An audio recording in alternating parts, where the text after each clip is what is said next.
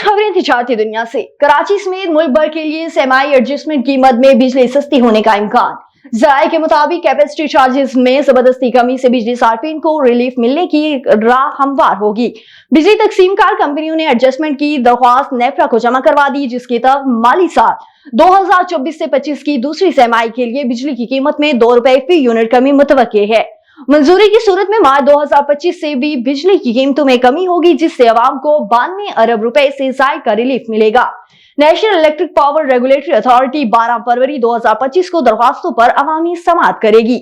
और सिंध के वजीर आला मुराद अली शाह ने IMF की शराइत के पेश नजर सिंध में ज़री टैक्स के नफाज के हवाले से इशारा दे दिया। मीडिया रिपोर्ट्स के मुताबिक वजीर आला सिंध सैयद मुराद अली शाह ने सिंध में ज़री टैक्स के नफाज से मुतल्लिक कानूनी मसवदे की मंजूरी के लिए काबीना का इजलास तलब कर लिया। काबीना का इजलास बुलाए जाने पर मुतल्लिक जारी नोटिफिकेशन के मुताबिक तलब किए जाने वाले काबीना इजलास में ज़री टैक्स से मुतल्लिक कानूनी मसवदे की मंजूरी दे दी जाए।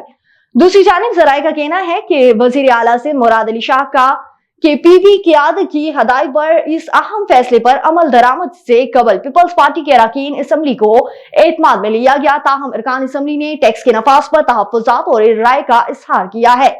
और सूबाई दारुल हुकूमत लाहौर की मार्केटों में सब्जियों की मनचाही नरखों पर धड़ल्ले से फरोख्त जारी है। सरकारी रेट लिस्ट में प्याज की कीमत 5 रुपए की कमी से 80 रुपए फी किलो मुकर्रर की गई, लेकिन मार्केट में प्याज 100 रुपए किलो फरोख्त हो रहा है। टमाटर 65 रुपए के बजाय 80 रुपए किलो और आलू 53 रुपए के बजाय मार्केट में 70 रुपए किलो फरोख्त हो रहा है। इसी तरह लहसुन सरकारी नर्ख 605 रुपए के बरक्स मार्केट में 700 रुपए, जबकि अदरक 370 रुपए के बरक्स 450 रुपए किलो तक बेचा जा रहा है, जबकि बंद गोभी और फूल गोभी भी 50 रुपए किलो फरोख्त हो रही है।